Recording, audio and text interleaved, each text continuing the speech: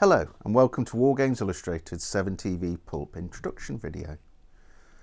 Today with us we've got some interns from Edgehill University who are part of the team behind the creation of the upcoming 7TV Pulp game. And we've also got Dr. Peter Wright, the man that actually made this happen, with young Karl Perrotton, who owns the rights to the 7TV game system. And we'll be going through how that's worked for them in some detail, whilst along the way skirting some aspects of the development process, because Pulp should have its secrets. So let's switch over to having a chat with those two chaps. Hello. Hello. We are here with Dr. Peter Wright and Perrotton of the Karl variety from Crooked Dice Entertainment. Thank you. I know one of these men very well. I hopefully get to know the other one very well. What we would like to know, as the great whatever public, is, first of all, this marvellous course that your students have just been talking about, that seems to be a dream come true for a gamer. Please tell us all about it, Peter. Yeah, it's part of the creative writing programme at Edgehill University, and so we've got 3 modules that form a spine from first, second and third year. It runs parallel to the creative writing modules in fiction, script and poetry. So in the first year we look at writing for narrative games, or introduction to writing for narrative games, which looks at a variety of different game types, and we start them off with looking at fighting fantasy game books. Right. And then we look at narrative board games, so we look at Castle Ravenloft, and then the Sherlock Holmes investigation game. Oh, 221B. The other. Oh, the other one. So right, the, okay. Not so much French, the board. French Yeah, one, and then we take a look at narrative card games, so we look at Once Upon a Time, and that acts as an introduction to role-playing games. So the joke is, as the module progresses, we take more and more off them. We start them with the books, and then we give them board games, and then we take the board off them, then we take the pieces off them, and then eventually we just take everything off them and make them improvise. Right. And the assessment for that, they have to write a 1,500-word interactive sort of fighting fantasy game book in the first semester, and in the second semester they can write a role-playing game scenario or a supplement for one of the board games. And just to check, this is a university course. It's a university course, yes. Not So something you've made up in your garage. No, not at all. Okay. It's been through rigorous validation processes like everything else. Once they've done that, the kind of final couple of weeks on writing for role-playing games sets them up for the second year module, which is writing for role-playing games. And we look at the form of the role-playing game, and they learn to develop NPCs and stat NPCs, background work, design narrative spaces, plot structures, and they do a portfolio in the first semester where they can just experiment and do whatever they like, really, within the basic role-playing rule set. Chaos Sims rule set is the one we use. And then the second semester they develop their role-playing game scenario that they then play test in a formal situation, and they get feedback from the play testers, and then they revise ahead of their submission. And then in the third year we take them into the digital realm, and we have writing for digital adventure games. So we use RPG Maker, VX Ace, Enterbrains. I know what that is. Yeah. So by the time they graduate, they'll have quite a lot of experience in writing for narrative games at various types: board game, card game, role-playing game and digital adventure game.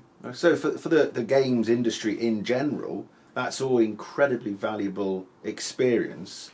So are you deliberately trying to produce people that will then go on into the games industry, or is it just a subsid, if you like, where you're actually just moving into that and seeing if you like it? I think the objective with the whole creative writing programme really is to prepare people for being writers. And that means writers as short stories, novels, script writers, radio play writers, and games no different from that. So when they graduate, they should have enough experience and enough knowledge of how narrative games work to be able to move into the industry. Right. Okay. That's the objective. Okay. And towards the end of the chat I had with the students, I'd actually made a point of saying, so here's some young people that are looking for jobs in the games industry. If you were advising people to go on to a job in the games industry, Karl, how should they go about it? A lot of people will say to us, or say to me, how did you end up writing stuff? And I just said, it's all trapped in my head and it's got to come out somewhere. Students asked me this, I think, at one of the early meetings, and I haven't got a very good answer for it. I just love what you do. The passion will come through, and that's been very evident in the students in the last 2 years. Probably like you guys, never quite consider myself a writer, but I got through it by playing role-playing games, and we had the discipline of writing an adventure for your friends every Monday night, and learning how to improvise with that. And we're old now, so back in the day you didn't have lots of supplements and materials in there. You built a lot of it on, or as we've probably all found, you say to your players, you're doing this tonight, and they'll go off in 10 different other directions. So you're either building that in and writing that in, or you're improvising that as you kind of go along. And I did that for 10, 15 years, kind of every Monday night, as well as then developing things outside that. But 7TV came out of Write What You Know. I knew old serials and that really well, and spent far too much time in front of the television as a young man, absorbing all of that stuff. So it wasn't difficult. I've said it before, but it kind of wrote itself, and does. When I did Children of the Fields recently, that'd been bubbling away, bubbling in the back of my head for years and years and years. So it was quite, the muse takes you and it just goes. But yeah, for coming into the industry, I don't know. I mean, the course that's running at Edgehill, the modules in there cover a lot of the material that we stumbled through, probably as role players and gamers over the years. So to have that structure for it is fantastic. So at what stage did you realise you could exploit Edgehill University's creative writing course to make yourself lots of money? The Expo, UK Games Expo, 2-3 years ago. 2017. Peter was there, and I think had been a customer of Crooked Dice kind of before that anyway.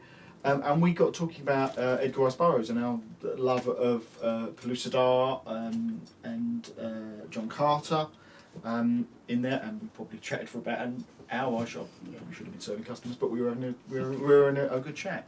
And Peter said that he kind of been contacted me, I think afterwards, said that you had an idea for a program guide, really, which was a very Lost World kind of setting, the Terranauts.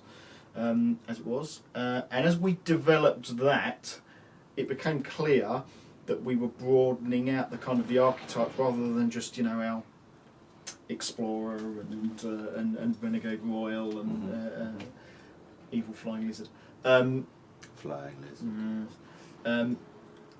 There was actually a lot more there that we kind of wanted to kind of explore, and then Peter came back with me with a kind of, hold on, I've got an idea, he said, and came back to me kind of a couple of few weeks later with an idea of actually working directly with the university on developing this and broadening out into something, because Peter could see how the kind of the framework could be adapted rather than creating a new system from scratch. Building on top of what we've got and adapting that is very much core of some of the kind of creative writing courses, I think. Fair. So, as a 7TV / Crooked Dice customer, what have you enjoyed most in the process of getting these young people to do his job for him? I think there's been so much to enjoy about it, really. Organising a team to work collaboratively and cooperatively to produce a fully finished game, starting from largely from nothing, really, apart from the rule system that we were working with.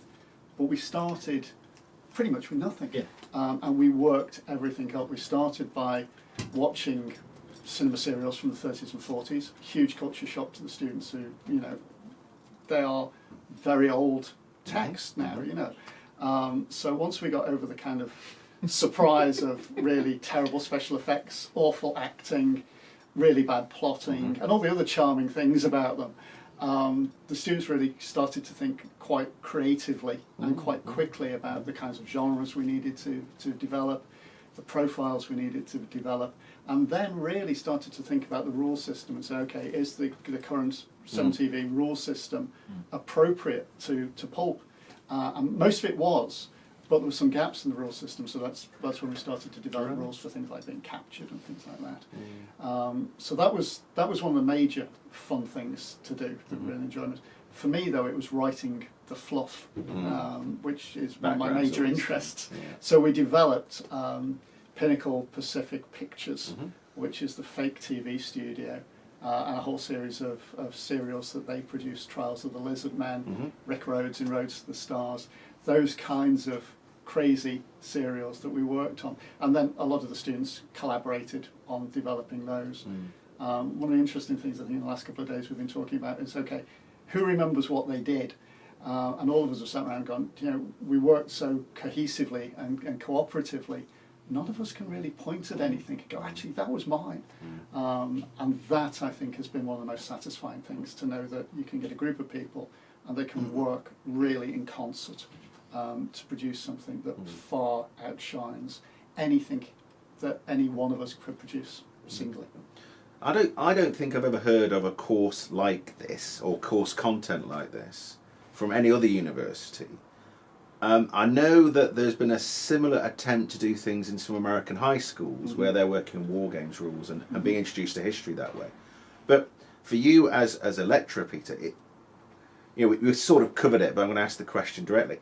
Would you recommend this to anybody who's running or part of a creative writing course as a lecturer? Can I just say as well, because this is credit to the students and to Peter, this isn't a course. This was supplementary work. This was an internship. Right. This is not part of the core modules in there, but people that were taking the creative writing course and a slightly wider pool, the guys were interviewed, and it was meant to try and give them some kind of transferable skills, as well as a bit of an insight into what it takes to kind of put a game together. So they did all this in addition on top of to their studies. So what happened was, back in 2015, a couple of my colleagues, Roger Glass and James Byrne, decided that it would be useful to have Edge Hill University Press, and the press would work cooperatively every year with an external publisher to publish one key text. And the editorial team and some of the marketing team and things will be staffed with student interns. And for 3 years they produced a book a year, which is great. An anthology of short stories called Headland, a collection of poetry and poetics called Atlantic Drift, and then Scenes from the Revolution, which was about kind of political... Post-Brexit world. Yes, indeed. But about political theatre. And so each group of staff had a year to develop a book that's related to their research. And as it approached my turn, I thought it would actually be interesting to try and do something slightly different, which was to do an entirely creative piece and having students coming in as the creative artists themselves, and working cooperatively with a games publisher, which is how we approach Cooking Dice and Karl. And yeah, they spent their free time working on their games. So every Wednesday afternoon, for about 16 months, we met and we kind of brainstormed and workshopped and viewed things and play tested in the later stages and went back and brainstormed it again when it didn't work, until we got to a point where it all worked, it all fitted together really well. So this was sort of extracurricular work that runs parallel to their academic work as well. So in a sense then, and I asked the students towards the end when we were talking, do you think you want to work in the games industry, and do you think this, what I called was a subsid, has actually helped you become more employable in the games industry? And they all thought they could, and they all thought they had a place to go. But for you, is it the collaborative experience and seeing these, I don't want to get all sort of like gushy and go, these young minds being formed. But is it a question of just push it? They push you, you push them, and you achieve something together as a collaborative effort. Yeah, I mean, I think every university lecturer, every teacher will say they learn from their students as well. I mean, for me, I think a lot of it, the idea came from my experience as a writer and as a games writer. I met somebody who became a friend who was a line developer and said, "Do you want to write something for me?" And I got that one thing published, and since then, that's been the thing that's opened doors. And as soon as you get that one thing that's out professionally published, people start to listen to you. And what I wanted to do is be able to provide however many students we could involve in the project. Really, there wasn't a cap to the number. Provided them with their first games publication, their foot in the door, so they could approach other games companies and say, well, actually, for 14, 15 months, I worked on 7TV Pulp for Crooked Dice as part of my undergraduate My name's work. in the book. It exists. And they, and they've done that work. That's not just turning up. There's the contribution has been huge. What we've got, 188 profiles, new mechanics in there, which I'm sure they've kind of already talked about. There's been a huge amount of work that's gone into it. So that gives them a slight advantage over. It does. Sometimes when you come to sit down for an interview. So Karl, all joking aside, I know how hard you work. I know how hard they've worked, and I've worked with you, so I know how much fun it is, and you know what I've gone through elsewhere, darling. However, what did you get out of it apart from a refined product? What else have you got out of it? I'd actually kind of say the same as Pete. What I've always worked with publishing teams before I went off and kind of did Crooked, and I really missed that collaboration of people have thrown those ideas back is something that I really missed and was really looking forward to. There's another part of it was how can we bring people into the industry. The demographic at Wargames shows. I watched some of those as well. And Old people. So it's nice to be able to, say you might not be interested in it, but there are opportunities in this industry if you want to do it. So that's been great. But honestly, the thing that's been, I don't want it to sound trite, but it's been challenged about things. I sit in my little room and I write Wargames rules for Wargames players. The guys have come in and some of them don't have that background, or they played board games, or they played a wider range of stuff. And as a graphic designer, the greatest thing that I enjoy when you're working on somebody else's project is to say, I don't get this. Why? Why are you doing it like that? This doesn't make sense. You forget that a lot when it's your own material.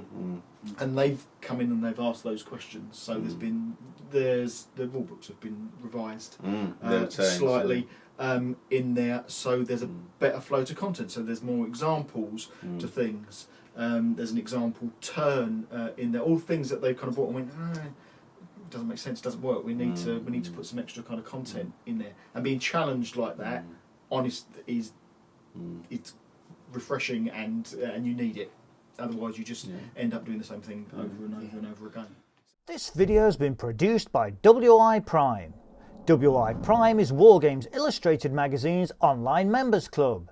As a WI Prime member, you get access to all Wargames Illustrated videos before anyone else. We'll keep you posted on what's new via the Primetime News Bulletin delivered to your inbox every Friday. If you're not a WI Prime member, you're missing out on loads of benefits, including access to the Wargames Illustrated Vault, freebies, discount vouchers, PDFs of the latest magazine, and more. Find out more about WI Prime by following the link.